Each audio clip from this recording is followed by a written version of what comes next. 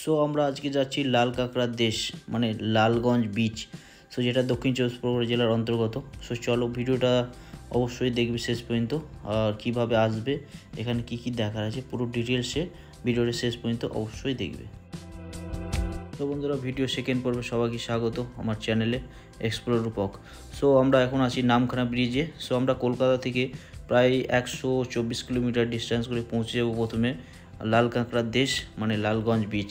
সেখানে লালগঞ্জ বিচে গিয়ে আমরা কি কি দেখব সব কিছু ডিটেলসে দেখব, আর জায়গাটা কেমন অবশ্যই আমি পুরো ভিডিওটা এন্ড পর্যন্ত থাকবে, কিভাবে যাবে, কি কি সুবিধা, কিভাবে রাস্তা কেমন, সব পুরো ডিটেলসে দেবো। সো ভিডিওটা অবশ্যই এন্ড পর্যন্ত দেখতে।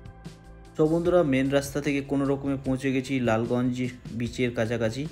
আর গুগল ম্যাপে দেখে এটা অনেক রকম রাস্তা আছে, এখানে যারা আসবে অবশ্যই রাস্তাগুলো ফলো করবে, না হলে কাউকে জিজ্ঞেস করবে না তো ভুল ভালো হলে। আর এখানে একটা ছোট গ্রামের হ্রদ, দুদিন পরে হ্রদ যেন। আর এই যে সব গ্রামের পরিবেশ। আর আমরা প্রায় পৌঁছে গেছি, খুব কম, আমরা প্রায় 40 মিনিট ধরে গাড়ি নিয়ে ঘুরছি এদিক ওদিক, কিন্তু খুব কষ্ট করে পৌঁছেছি এখানে। আর এটা কিন্তু 4 চাকার রাস্তা নয়, অ্যাকচুয়ালি এটা টোটো কিংবা 2 চাকা, বাইকে সব থেকে বেস্ট। যারা অ্যাডভেঞ্চার প্রেমী বাইকে আসবে এই জায়গাটা। আর এখানে কিন্তু ঘরে বাইরে একটা হোমস্টে আছে, এই যে এটা ঘরে বাইরে হোমস্টে। এখানে 2-3টে হোমস্টে আছে, কিন্তু সবগুলো বন্ধ আছে, সিজনে ওপেন হয়। এখন আপাতত ঘরে বাইরেটাই এখানে কিন্তু বেস্ট রিসর্ট, সব থেকে ঘরে বাইরেটাই না, হোমস্টে, তাছাড়া না। আর এগুলো সব ম্যানগ্রোভ গাছ। এই যে আমরা কোনো রকমের গাড়ি নিয়ে পৌঁছেছি, কিন্তু এখান থেকে গাড়ি আর নিয়ে যাওয়া যাবে না, ওদিকে গাড়িতে স্ক্র্যাচ হয়ে যাবে, কারণ চারি সাইডে কাঁটার গাছ আছে, এই যে দেখতে পাচ্ছ। আর এখানে কিন্তু অবশ্যই আরেকবার বলছি যে এখানে 4 চাকা আনবে না, আনলে কিন্তু রিস্ক হয়ে যাবে, কারণ গ্রামের পাকা রাস্তা, খুব গাড়ির স্লিপ কেটে গেলে খুব চাকা কিন্তু এখানে খুব মুশকিলে পড়ে যাবে। তার জন্য বাইক কিংবা, আর এটা কিন্তু বকখালি থেকে এখানে সাইড সিন করা হয়, ঠিক আছে, এটা কিন্তু সাইড সিনের জন্যই রাখা হয়েছে। সো অটো কিংবা টোটোওয়ালাকে বললে এটা সাইড সিন করে দেবে ওখান থেকে। আর এই যে এটা ফাইনালি ঘরে বাইরে ঘরে বাইরে মানে এখন সিজন নয়, 2-3 মাস পরে সিজন হবে, সিজনের টাইমে আছে। তো চলো আগে বিচটা ঘুরে আসি আমরা। সো বন্ধুরা, আমরা যাচ্ছি বিচ সাইডে। সো আর একটা কথা বলি, এখানে কিন্তু এটা কিন্তু অরবিট প্লেস, এখানে কিন্তু খুব কম লোক আসে এখানে। এই যে এটা লালগঞ্জ নাম রাখা হয়েছে লালগঞ্জ বিচ, কারণ এখানে শুধু লাল কাঁকড়া আছে।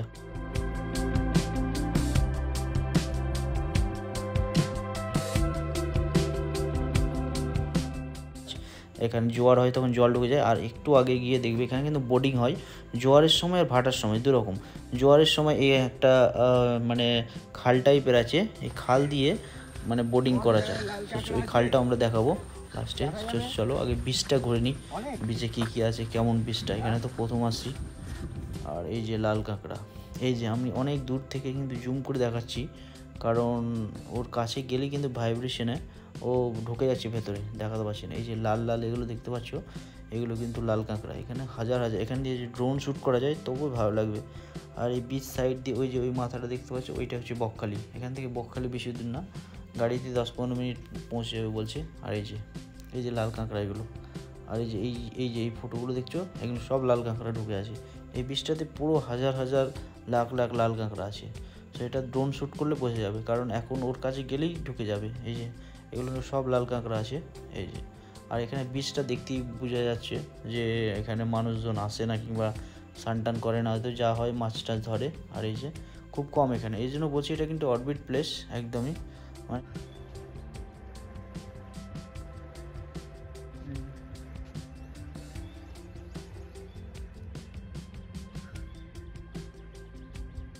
অনেক লাল কাঁকড়া আছে, কিন্তু ওর কাছে গেলেই পায়ের আওয়াজে ঢুকে যাবে। পায়ের আওয়াজ, ভয়েস, মানুষের স্পর্শ পেলে যেগুলো ফুটো ছিল এগুলোর মধ্যে প্রত্যেকটা তো লাল কাঁকড়া। একটু আগে অনেক ছিল, এই যে দূর দূর থেকে অনেক আছে। সো এটাই হচ্ছে লালগঞ্জ বিচ। আর এর পাশে আছে হেনরি আইল্যান্ড।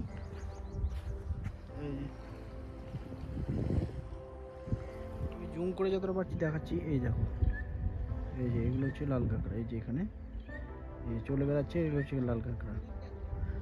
কারণ ওর কাছে গেলেই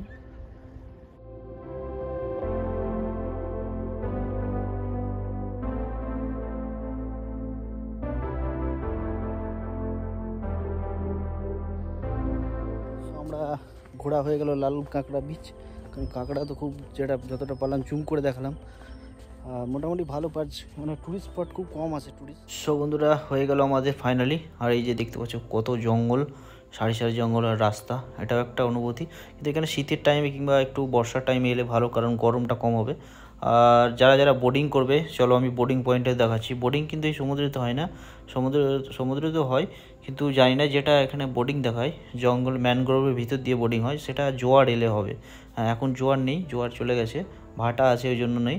সো যারা যারা বোটিং করবে তারা যেই হোমস্টে থাকবে, মানে ওই এখানে দুটো যেমন হোমস্টে আছে ঘরে বাইরে, ওনারাকে বলি ওনারা সব ব্যবস্থা করে দেবে, ওদেরই ব্যবস্থা আছে। এখানে তো সেরকম নেই, মানুষজন নেই, সেরকম সুযোগ সুবিধা নেই, দোকানপাট নেই, যা কিছু করবে হোমস্টে থেকে। সো এটা একদম যাদের শান্তিপ্রিয় জায়গা চাই তারা সেই অনুযায়ী আসবে। আর 4 চাকা গাড়ি নিয়ে একদম আসবে না, নাহলে কিন্তু ফেসে যাবে। এই যে এইটাই সেই বোটিং পয়েন্ট। এই যে এই জঙ্গলের ভেতর দিয়ে ম্যানগ্রোভে, এখানে একটু ভাটা পড়ে গেছে, তার জন্য জল কম। কোন ওই দিকে ভেতর দিকে হয়তো এদের কোনো পয়েন্ট আছে, এখানে বোটিং পয়েন্ট, ওইখানে নিয়ে যাবে।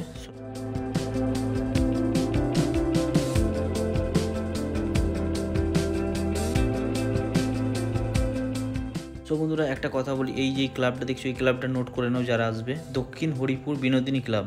কারণ এই ক্লাবটার কথা বললাম, এই যে এটা কিন্তু দক্ষিণ হরিপুর বলে সবাই চিনবে। এই লালগঞ্জ বলে কেউ হয়তো চেনে না, এখানে অনেক কেউ চেনে না, লোকাল লোকটাও বলতে পারছিল না, সেটা আমরা দেখলাম। অনেক জিজ্ঞেস করে লালগঞ্জ, অনেক কেউ বলতে পারছে না, অনেক কেউ পারছে। তো লালগঞ্জ বিচ হয়তো নতুন নাম রেখেছে, আমরা সেটা জানি না। তো এই ক্লাবটা বললে হয়তো চলে আসবে, দক্ষিণ হরিপুর বিনোদিনী ক্লাব। এটা গ্রামের হয়তো নাম আছে কিংবা ক্লাবের একটা ভালো। তো যাই হোক, আমার এই জায়গাটা অত ভালো লাগেনি। সো যারা বকখালি আসবে তারা এটা টোটোতে করে সাইড সিন করতে পারো, আর এখানে থাকতেও পারো। এখানে থেকেই আমার যথেষ্টটা ভালো লাগবে না, কারণ এখানে খুব গেস্ট, মানে যারা ট্যুরিস্ট খুব কম আসে এখানে। এটা অরবিট প্লেস একটা গ্রামের ভিতরে, এখনও এটা উন্নতি ডেভেলপমেন্ট হয়নি, রাস্তাঘাট সবই এখনও কাঁচা হয়ে আছে, এখনও টাইম লাগবে। সো চলো এখন বকখালি গিয়ে দেখা হচ্ছে।